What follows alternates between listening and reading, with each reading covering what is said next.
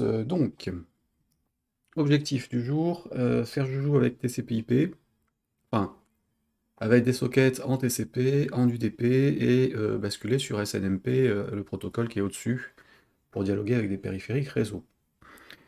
Petit rappel pour ceux qui ne connaissent pas, alors je sais, ouais, si j'allais sur ce site-là, juste allumer l'iPad à côté. Hop. J'étais tombé en faisant des recherches sur un site plutôt intéressant en français qui expliquait un petit peu tout ça.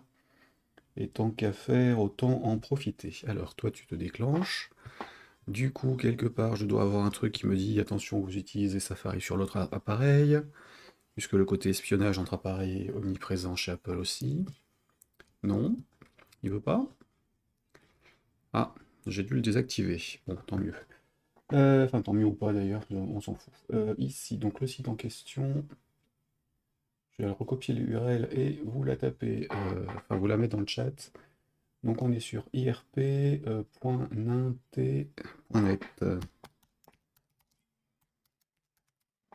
Est-ce que c'est celui-là?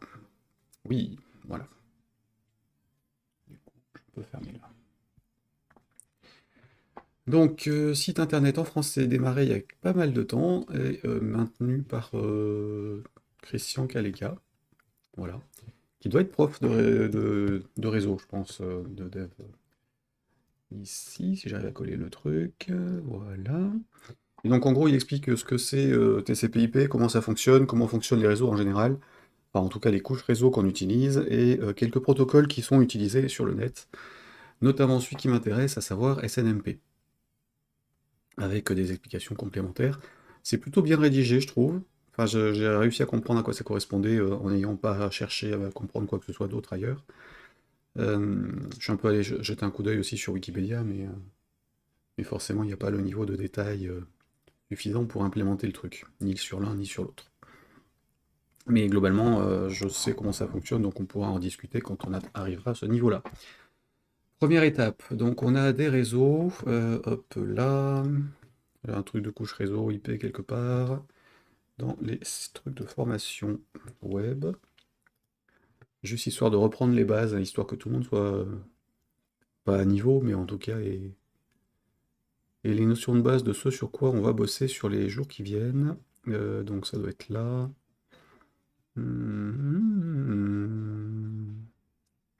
Évidemment, je ne l'ai plus dans la liste. Ouais, c'est logique.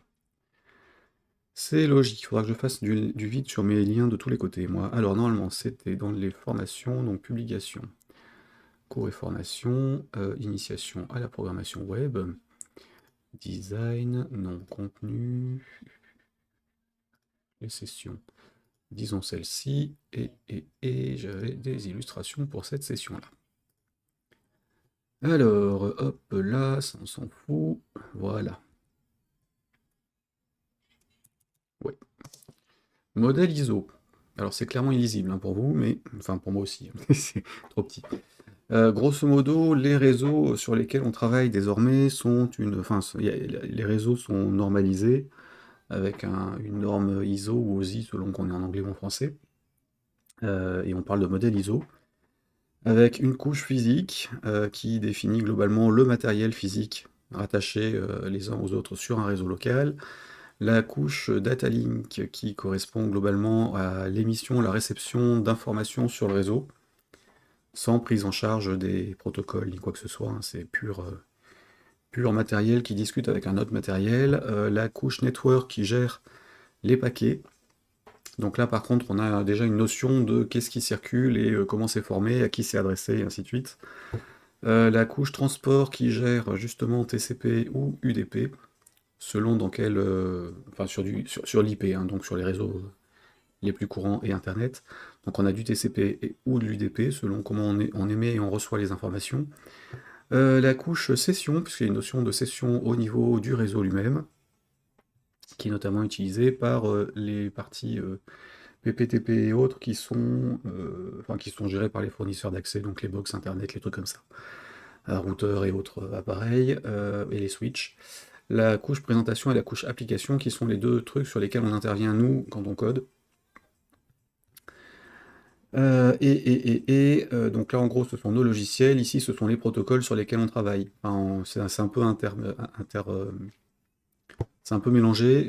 Il y a des niveaux sécurité de tous les côtés, enfin, entre la 4 et la 7, avec du chiffrement ou de la vérification de cohérence d'informations transmises. Et donc nous, on travaille en général en web, HTTP, HTTPS, POP3 et ainsi de suite, au niveau l'application layer. Derrière, c'est retransformé en données et ça se débrouille de son côté selon par quoi on passe et les systèmes d'exploitation et le reste. Donc voilà, chaque appareil sur un réseau est identifié par une adresse MAC qui est gérée à ce niveau-là, 1 et 2, et une adresse IP qui est gérée au niveau network et transport layer. Enfin les trois. Si je ne me gourre pas. Enfin, entre network, oui c'est ça, les routes. Entre network et... non, les routes c'est au niveau des MAC. Donc disons que ça commence à adresse MAC, adresse IP entre les deux là, entre 3 et 4, et puis sinon le reste c'est adresse IP et ainsi de suite. Chaque logiciel qui est client ou serveur sur un réseau IP a un port sur lequel il écoute ou sur lequel il écrit quand il est connecté à autre chose. Et donc les ports, on a des numéros de port standards, hein, par exemple HTTP en 80, FTP 21, SMTP 25, POP 310 et ainsi de suite, selon ce qu'on est en train de faire. SNMP c'est 161 et 162 par défaut. Alors évidemment tous les appareils peuvent changer leur config. Enfin, on a le droit de changer les ports qu'on utilise, mais la norme par là-dessus, c'est aussi là-dessus que sont attaqués les sites, hein. Si on connaît des failles sur des serveurs FTP par exemple, on va attaquer le port 21 et puis le port SFTP, enfin les autres ports autour, mais disons que ça permet de faire pas mal de choses. Toutes ces normes, et du coup, quand on fait du réseau, on travaille avec des sockets, qui sont en fait des tunnels de communication ou des facteurs qui vont envoyer et recevoir des données, soit en TCP, soit en UDP. Si on travaille en TCP, il y a un contrôle de cohérence des informations, ce qu'on envoie est reçu, ou on a une erreur. Ce qu'on envoie en UDP peut se perdre en route. Donc TCP, c'est typiquement ce qu'on utilise pour travailler les pages web. UDP, c'est ce qu'on utilise pour du streaming, puisqu'on se fiche de perdre une trame. Enfin, dans l'absolu. On se fiche de perdre une information pour de l'affichage de vidéo ou du son, puisque théoriquement, les protocoles qui sont par-dessus font le nécessaire pour compenser en renvoyant une frame complète une fois de temps en temps, ou des choses dans ce style. Donc UDP, on va s'en servir pour balancer des choses sur le réseau, et puis ça se démerdera si ça arrive. TCP, ce sera de la vraie communication entre deux logiciels sur le même ou plusieurs appareils. TCP, j'ai déjà des trucs en Delphi. Les deux, on a la notion de socket en Delphi. Ça doit être dans system.network quelque chose, system.net.socket ou un truc comme ça pour l'unité. Et dans Delphi, dans les versions récentes, la socket proposée utilise les API des différents OS sur lesquels on compile, donc Windows, Mac, iOS, Linux et Android. Voilà, je pense que j'ai pas dit trop de conneries. On va pouvoir attaquer. En ce qui me concerne, c'était plus bien, c'était quoi ça? Ça c'était pour les DNS, on s'en fiche. Donc en ce qui me concerne, pardon, j'avais autre chose dans la liste. Ici, poète, poète. Allez, allez. Ah. Le NAS a perdu un SSD en zone de cache et de temps en temps il se perd tout seul. Faudra que je rouvre et que je vois s'il a cramé ou si je peux juste le rebrancher, dépoussiérer, trucs comme ça. Bon, tu me gonfles, t'es juste à côté. Il y a un switch entre les deux. Ils sont à moins d'un mètre l'un de l'autre, et évidemment ça déconne. Alors, home, publication ici, on a dit cours et formation là, et initiation web. Autre petite image que je voulais vous montrer, enfin qui peut servir pour l'illustration. Donc là, on a les couches réseau, là, on a les appareils typiques d'un réseau local ou distant, enfin, Donc on a des ordinateurs classiques, tablettes, smartphones et autres, avec éventuellement des imprimantes, ce qui est notre cible pour d'ici samedi fin de journée, enfin d'ici la fin de la semaine, avec des hubs ou des switches, et éventuellement des routeurs qui sont un logiciel et un appareil avec d'autres choses qui permettent de savoir à quel réseau on envoie les informations ou à quel autre routeur on doit écrire, globalement avec des firewalls, des trucs de connexion, des appareils en Wi-Fi ou en câble, et ainsi de suite. Mais ça, globalement, c'est ce que vous avez à la maison ou en entreprise. Donc, a priori, vous connaissez autant que moi.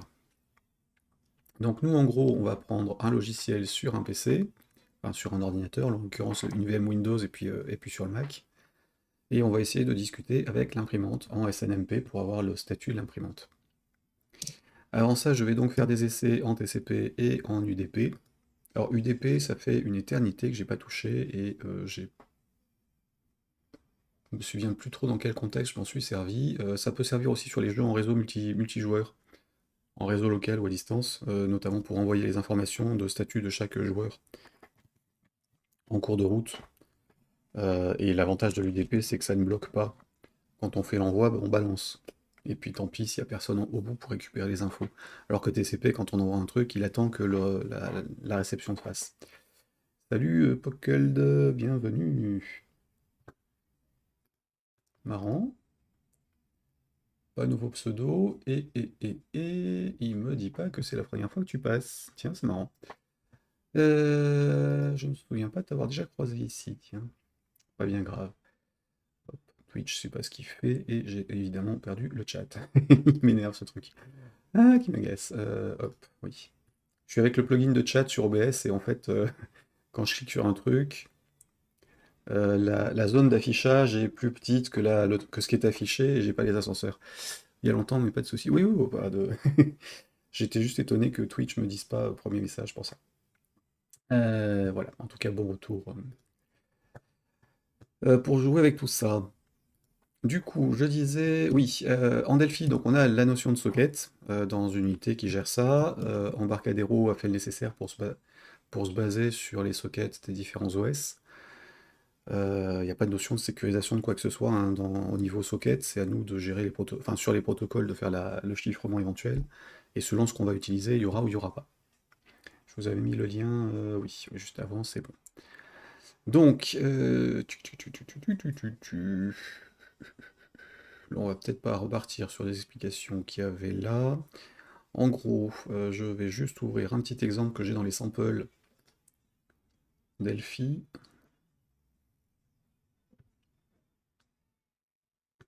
Voilà, j'ai un sous-dossier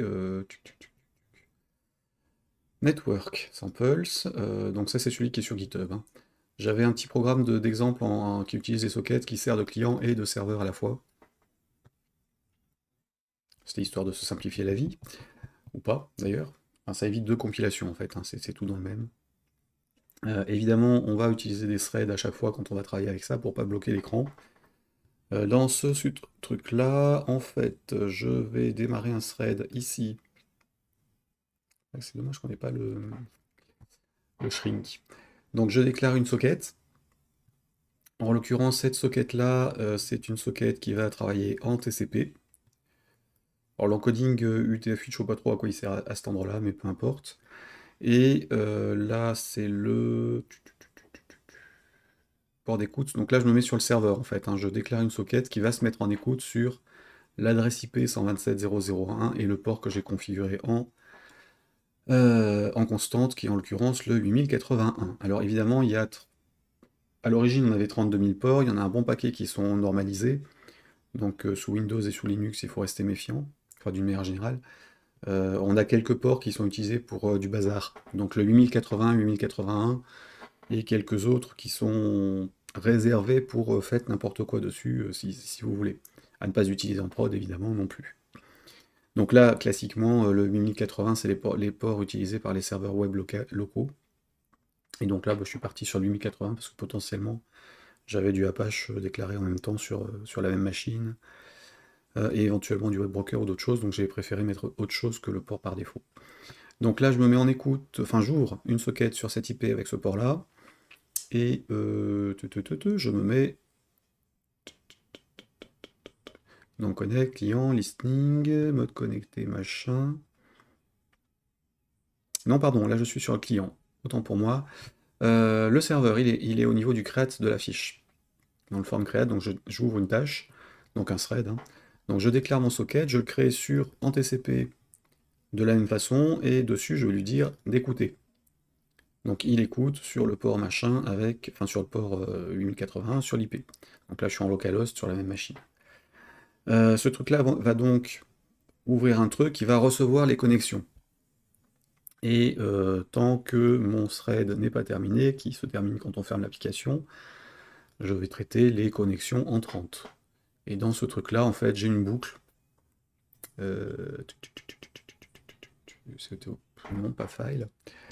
J'ai simplement une boucle qui va récupérer, qui va faire un accept sur la connexion. Donc dès qu'il en gros, c'est sur le principe de, on ouvre un canal, on se met en attente un certain temps, il y a quelque chose qui se connecte ou il n'y a rien qui se connecte. S'il y a quelque chose qui se connecte, c'est la commande accept en général sur les sockets. Le accept va être pris en compte et va renvoyer la connexion en fait distante.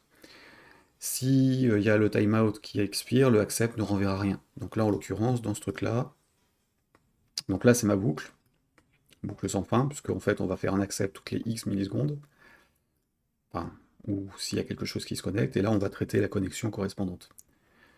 Donc le accept renvoie une socket, alors attention, c'est pas celle sur laquelle je me suis mis en écoute. C'est la connexion réelle physique depuis le client, qui sera plus sur le même port, normalement. Puisque sur le principe, on a un port sur lequel on se connecte, et puis automatiquement le système crée une connexion sur un autre port pour que d'autres puissent se connecter dessus sur le premier. Enfin, il y a un bidouillage qui fait que cette socket-là n'est pas celle que j'ai reçue, que j'ai ouverte moi en tant que serveur, qui n'est pas non plus celle que j'ai ouverte en tant que client après. Donc, j'ai une connexion. Pour pouvoir traiter la connexion, je lance un autre thread. Bon, là, en l'occurrence, je suis parti sur des tâches, parce que j'ai pas grand-chose dedans, et donc ça peut s'ouvrir, se fermer et traiter les contenus. Donc, j'ai, côté serveur, un truc qui est en attente en permanence. Quand il y a quelque chose qui se connecte dessus ou qu'il y a un timeout, ça déclenche le traitement de ce truc-là. Et si ce truc-là, et il y a eu le timeout, j'ai rien d'assigné, j'ai un nil qui est passé en paramètre, donc je sors de mon traitement. Si j'ai eu quelque chose, un vrai truc qui s'est connecté, à ce moment-là, je relance un thread qui va traiter les échanges avec ce truc-là. Donc c'est pour ça que les serveurs web ont des limites, parce que si on a 100 personnes qui se connectent, globalement, il y a 100 sockets ouverts plus celui du serveur. Je schématise, hein, après il y a des bidouillages, mais disons que globalement, ça fonctionne comme ça. Et du coup, là, je vais rouvrir un thread et une socket. Enfin, je vais traiter la connexion par rapport au client. Et quand j'ai une connexion côté serveur, je vais traiter les choses qui sont reçues depuis le client, en boucle, tant que j'ai quelque chose qui arrive du client. Et là, en l'occurrence, sur cet exemple-là, je renvoyais un code terminateur. Donc en fait, j'envoyais des caractères, et puis un caractère qui permettait de dire j'ai fini de t'envoyer les données, et donc ça passe la main au suivant, et ainsi de suite. Donc en gros, côté serveur, on a une boucle qui attend les connexions. Dans une connexion, on a une boucle qui reçoit les données qui sont envoyées par les clients, et puis derrière, on les traite en fonction des demandes et de ce qu'on a traité dans notre protocole d'échange. Là, en l'occurrence, j'envoie du texte, donc je pars du principe que ce que j'en reçois côté serveur est bien ce que j'ai envoyé, parce que je suis en TCP, et c'est cohérent par rapport à ce que j'attends, j'envoie des caractères. Donc là, je peux empiler mes caractères dans message, puisque receiveString récupère tous les caractères qui sont en attente dans le buffer, géré au niveau de la carte, ou en tout cas de la librairie socket. Jusqu'à la fin du thread, alors attention, ce thread.terminated, c'est celui de cette tâche-là, c'est pas celui du programme dans lequel je l'exécute. Toujours un peu compliqué tout ça. Et donc jusqu'à ce que j'ai reçu le caractère de fin du buffer. Évidemment, côté client, quand j'envoie un truc, j'envoie le terminateur et je me mets en boucle en attente de réponse. j'envoie pas plusieurs messages qui feraient que tout pourrait se cumuler là-dedans et je serais obligé de traiter caractère par caractère pour détecter ce truc-là. Là, c'est j'envoie une chaîne, je la reçois, je fais quelque chose et puis ça passe dans les deux sens. Donc là, en l'occurrence, je reçois ma chaîne, ici. Le texte est vide ou pas, j'affiche dans mon écran, puisque là j'ai un mémo, le texte qui a été reçu, ici. Et j'envoie au client un send avec ACK en tant que texte. Alors ACK pour acquittement, ça c'est ce qu'on utilisait sur les vieux modems, donc j'étais resté sur cette idée-là. Donc j'envoie les caractères ACK et le caractère de fin. Send, sur les sockets, envoie du texte. On envoie une chaîne, donc ça se débrouille tout seul pour faire le vrai envoi final, mais c'est bloquant, tant que le client lui-même n'a pas reçu les données au niveau réseau. Donc là, en fait, mon thread bloque le temps que le client reçoive ou qu'il y ait un timeout. Et une fois que j'ai acquitté le truc, je clôture la connexion, comme ça, on se connecte, on envoie, on a l'acquittement, on a la fin de la socket. Alors évidemment, selon ce qu'on fait, il est plus intéressant de garder la connexion ouverte. Pour les sites web, on a un certain nombre un certain délai entre l'ouverture de la connexion, récupération des pages et l'images, et puis le moment où il décide d'arrêter parce qu'il n'a plus de raison de dialoguer avec le serveur. Donc voilà, ça j'ai une tâche pour ça, la tâche globale qui ouvre une tâche par socket, et du coup côté client, c'est quand je clique sur le bouton je démarre un client, donc je démarre une tâche qui crée une socket sur TCP, qui va se connecter à un truc en listen sur cette IP et ce port, et après bah, j'affichais les statuts du client. Ici, histoire de montrer qu'il y a le state qui permet de savoir ce qu'on est en train de faire. Et donc mon client est connecté. Dans ce cas-là, il peut faire un send d'une chaîne de caractères, en l'occurrence hello world avec un nombre, et le caractère de fin. Donc dans la log, j'affiche que j'ai envoyé l'info. Le serveur l'a reçu entre-temps, puisque le send est bloquant côté client le temps que le serveur reçoive les infos, enfin que ça marche. On vérifie que c'est pas différent de -1. Si c'est socket client, enfin le send des sockets en Delphi nous renvoie le nombre de caractères qui ont été émis. Donc théoriquement, c'est le nombre de caractères de la chaîne, plus ou moins l'encodage, selon ce qu'on est en train de faire. En tout cas, c'est censé être différent de -1, et donc supérieur à 0 de préférence. Voilà, donc ça, on a l'envoi du truc. Du coup, une fois qu'il est envoyé, le serveur lui renvoie un acquittement, et on va tester donc si on a un hack qui est reçu. Donc j'ai une boucle qui interroge ce qu'on reçoit sur la socket qu'on a créée. Normalement, c'est ACK et terminateur. Du coup, je fais le traitement derrière, de tester le truc ou pas, mais globalement, je pars du principe que ça marche, et donc là, j'ai pas de vrai protocole d'échange et de compliqué entre les deux. Une fois qu'on a ça, normalement, le serveur a clôturé la socket, on fait de même ici, et on libère côté client. N'oublions pas qu'on est dans un thread de chaque côté, il y a des allocations mémoire de chaque côté, et je passe en file d'attente pour m'auto-détruire. Voilà, c'est pas forcément nécessaire, mais voilà. Donc si j'exécute le programme normalement il est... Alors j'avais fait un programme FireMonkey, donc compilable en Delphi sur Windows, Mac, iOS, Linux et Android. Donc là j'ai bien le serveur qui s'est connecté, qui est en attente.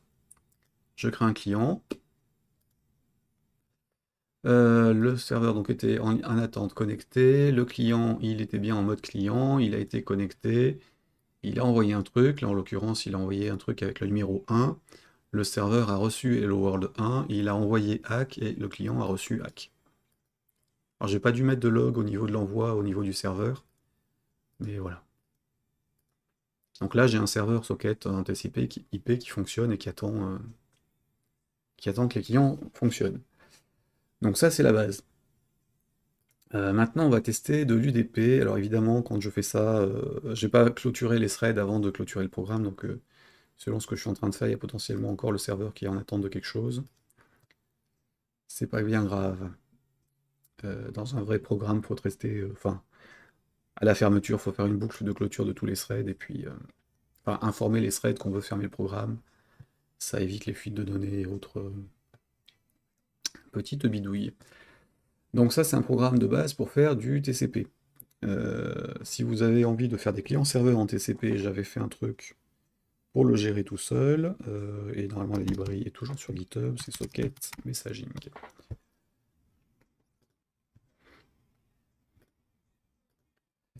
Yep. Donc j'ai une librairie et un générateur, donc ça c'est pour la librairie, et SM Code générateur, c'est le programme qui génère les données. Ah oui, c'est vrai que j'ai pas encore remis les vidéos dessus, tiens. Voilà. Si vous voulez faire du code, enfin des clients serveurs en TCP, en Delphi, ce truc-là vous permet de le générer tout seul.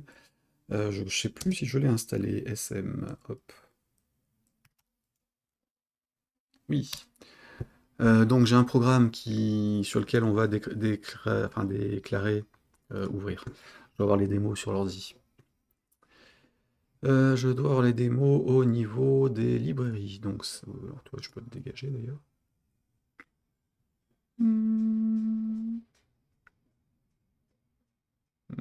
Unpin. Ouais, je repasse en français. Donc, normalement, la librairie socket SM code, socket messaging librairie. Sample. Ouais, mettons celui-là. Donc là, je définis en fait les messages qui seront échangés d'un côté et de l'autre. Je disais si c'était le serveur ou le client qui allait les recevoir. Donc là, c'est le global. Le add pixel, celui-là, c'est un exemple de dessin sur l'écran. Le add pixel, donc il est reçu par le serveur, donc envoyé par le client. Il doit être généré dans l'unité qui va être créée. Et le change pixel, pareil. Non, c'est l'acquittement celui-là. Ou plutôt c'est la confirmation qu'un autre client a fait un changement, donc il est reçu par le client. Du coup, le programme va le générer côté serveur. Je vais vous montrer l'exemple en pratique. Là, j'ai deux projets, du coup. Open. Toc, toc, toc, toc. Sample. Non, c'est dans les librairies. Socket messaging. Mais c'est génial ce truc. Ouais, quand ça marche bien. Quand ça marche bien. En fait, j'ai fait ça Enfin, pourquoi je me suis lancé dans cette librairie-là et puis le générateur de code, c'est parce que en 2003, je crois, 2023, il y avait tous les étés en juillet la Kenny Jam, et je me suis lancé connement sur un week-end sur un programme client-serveur. Donc je voulais faire un serveur qui permette de gérer du multijoueur en fait. Et le jeu c'était, je dois l'avoir quelque part. Hop, Sport Glue. Voilà, est-ce que j'avais mis les vidéos de démo? Non, toujours pas. Bizarre. J'ai pas dû uploader le truc. Peu importe. Et là, ça sert à rien que je le lance parce que le serveur, le Linux, est coupé. Parce que j'avais mis ça sur un VPS chez OVH. Donc le serveur créé en Delphi était compilé et exécuté en tant que démon sur Linux. Et du coup, en fait, sur le week-end, je me suis pris quasiment les 2 tiers du week-end à me prendre la tête sur l'échange de messages. Parce que connement, dans mes messages, je n'envoyais pas que du texte, j'envoyais du binaire, et évidemment, mon caractère terminal, il était dans les données que j'émettais, donc de temps en temps, je recevais mes messages, de temps en temps, je les recevais pas, et le temps que je réalise ce bordel, la journée du samedi était passée, sur le dimanche, j'ai corrigé des trucs, j'ai réussi plus ou moins à faire quelque chose, mais dans la semaine qui a suivi, j'en ai eu marre. Et donc j'ai codé une librairie qui permettait de gérer proprement le truc, donc la partie serveur et la partie cliente, les échanges, et le programme qui était là, qui permet de générer le tout. Et le programme qui génère tout, il génère justement ça.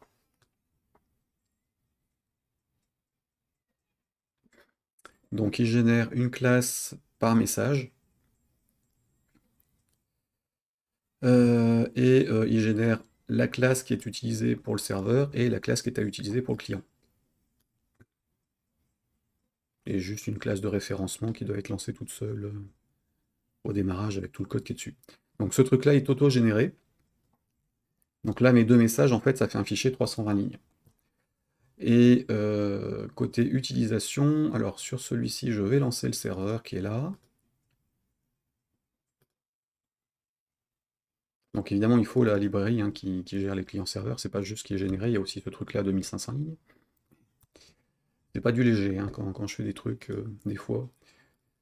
Ça prend de la place. Et donc là, sur celui-ci, on est donc pardon, le serveur, il n'y a rien, c'est logique. Et là, en l'occurrence, je l'avais configuré pour s'exécuter sous Linux, donc je vais le lancer sous Windows. Hop. Enfin, il n'y a rien. Je vais quand même vous montrer le code source du serveur, là, en l'occurrence. C'est donc un serveur qui s'exécute en public private network, ça me plaît bien. Voilà. Donc le code du serveur ici. CTRL V, tu me le fais ou pas? Voilà. Non.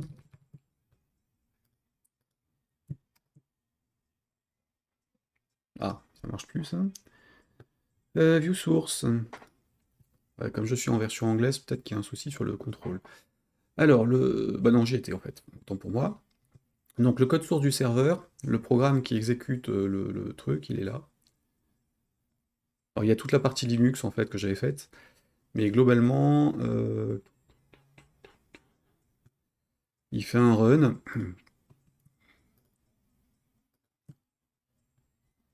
Et dans le run, en fait, on crée une instance de la classe qui a été générée ici, le tMyServer,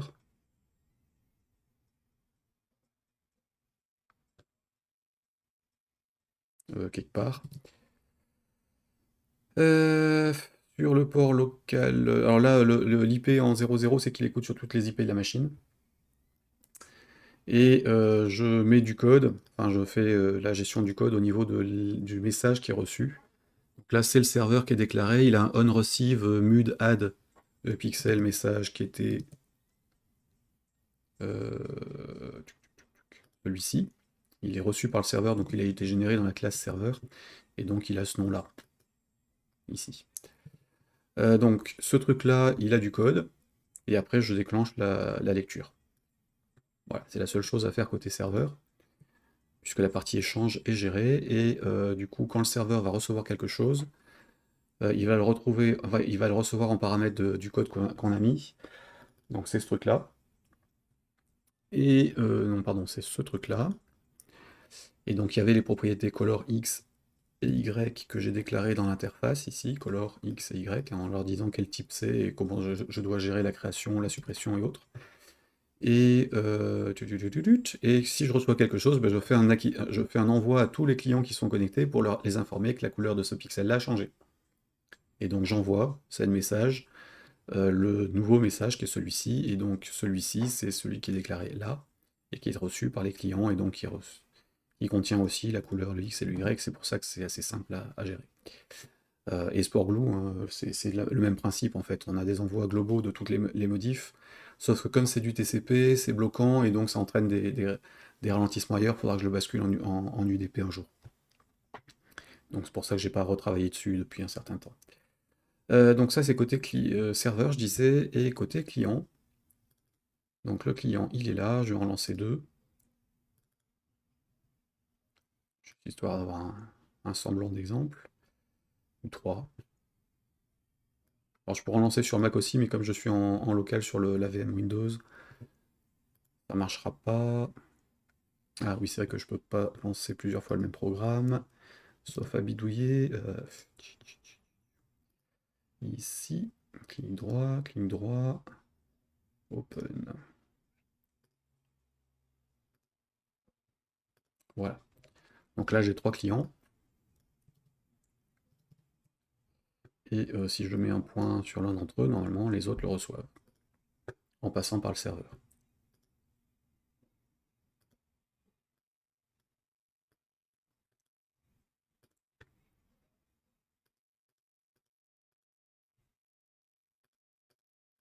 Donc l'idée, c'était de refaire la Pixel War, qui est un truc classique et un peu irrégulier, qui consistait sur un site web à partager, enfin, partagé par plein d'utilisateurs à dessiner, et puis c'est le pays qui a le plus qui a le plus de surface utilisée à la fin qui gagne la Pixel War, et après on voit les dessins.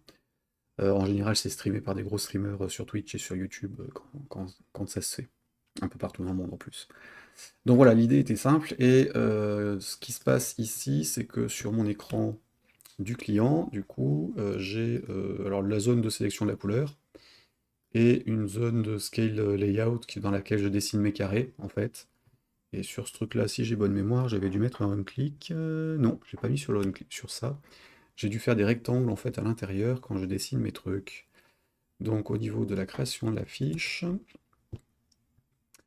Donc au niveau de la création de la fiche, je commence par déclarer ma socket client et à l'ouvrir en fait. Enfin, à déclarer une instance. Comme sur le serveur, j'ai un événement pour les messages qu'on reçoit. Et donc je lui donne le code et je me connecte. Ça se débrouille tout seul dans son coin sous un thread. Et après, je dessine ma zone. Donc là, la zone, ça doit être des rectangles. Ouais, c'est ça. J'ai créé des rectangles à l'écran, j'ai redéfini le truc en fonction de la taille dans laquelle je suis, et ainsi de suite. Voilà, et donc sur les rectangles, j'ai on-click, et donc c'est cette méthode-là que j'utilise quand je clique. Donc je change enfin, je récupère la couleur du rectangle, enfin l'instance du rectangle sur lequel j'ai cliqué, qui est le sender qui reçoit le message. Je change sa couleur de fond, du coup il change de couleur, je crée un thread, histoire de ne pas bloquer l'interface, et j'envoie, enfin je crée un message dans ce thread-là, que j'envoie sur la socket client globale. Alors comme je ne fais pas 10 envois en même temps, ça pose pas de problème en termes de thread, évidemment. Là je suis dans un thread qui utilise une instance qui est créée dans un autre thread, qui elle-même est dans un thread. La librairie le gère, mais faut rester méfiant. Il vaut mieux verrouiller les trucs nous-mêmes aussi, pour être sûr qu'on ne fait pas de conneries. En tout cas, là, je fais un envoi de message sur la socket cliente qui est normalement connectée à quelque chose, puisque ça s'est connecté dès le démarrage du programme. Et donc ce message-là, bah, c'est celui que le serveur reçoit, qu'il réexpédie à tous les clients. Et donc celui-ci reçoit plusieurs fois le même potentiellement. Et donc quand on reçoit les données, c'était ce truc-là, je regardais tous les éléments à l'écran, et puis je recalculais celui qui était bonne coordonnée pour lui donner la bonne couleur. Puisque là, en l'occurrence, j'ai pas une table en fait qui gère tout. Je gère tout au niveau de l'écran, donc c'est clairement un programme qui doit être optimisé et amélioré en termes de fonctionnement, qui fonctionnerait très très mal avec 500 personnes et un millier de pixels à l'écran. Enfin, il y a intérêt d'avoir des bonnes machines de chaque côté, mais le principe est très simple. On envoie un message au serveur, le serveur l'envoie à tous les clients font le changement d'affichage à l'écran quand ça les concerne et quand ils retrouvent la bonne coordonnée. Voilà. Et donc Pixel War, c'est ça. Alors évidemment, la version qui est en ligne, qui est utilisée par les streamers, est beaucoup plus compliquée puisque c'est géré sur sur des pages web. Et c'est des millions de personnes potentiellement connectées en même temps, sur une très courte période. Donc évidemment, la partie optimisation de tout ça est plus importante. Et puis les serveurs derrière doivent être assez costauds. Mais donc, ces exemples-là, vous avez les sources sur ce truc-là. Alors ça doit être encore sur GitHub normalement. Voilà. Et le générateur, il est en shareware. Il y a juste à le récupérer ou sur Gatit directement dans l'IDE. Quoique je sais pas si j'ai encore la mise à jour. De toute façon, avec la 13.1 qui sort d'ici un mois, il y aura une mise à jour aussi de celui-là et d'autres. Configure non, il est où? Gatit Package Manager, ici. Et donc là, normalement, messaging, message.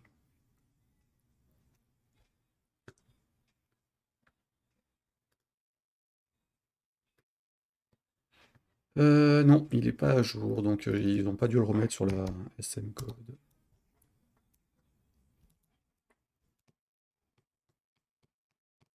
Tiens, c'est bizarre. All that, all. Il devrait être dans les tools, mais j'ai peut-être pas resoumis pour la version 13. Je sais plus. Enfin, sinon, de toute façon, il est téléchargeable depuis le site internet, hein, il y a juste à aller dessus et puis récupérer le truc. Sachant que j'avais fait plusieurs présentations, ça a été codé en ligne sur Twitch. Alors les rediffusions sont plus dispo, elles le seront à nouveau un jour. Puis il y a surtout une présentation faite pour un bootcamp qui est dispo. Alors du coup, pas là-dessus. Ah si, j'ai remis la vidéo à jour. J'ai remis la vidéo à jour sur Peertube. C'est bon. Donc si vous voulez voir la présentation que j'avais faite, elle est là. Ouais, il n'y avait que la version anglaise. J'ai pas dû refaire la version française de ce truc-là. Hmm. Voilà. Bon, il y a quelques exemples, des trucs comme ça. Voilà, voilà. Donc ça, c'était pour la présentation. Donc pour du TCP, j'ai ce qu'il faut. Voilà, c'est tout ça pour dire ça. Mais effectivement, j'ai rien en UDP, donc on va regarder comment ça fonctionne avec les sockets Delphi.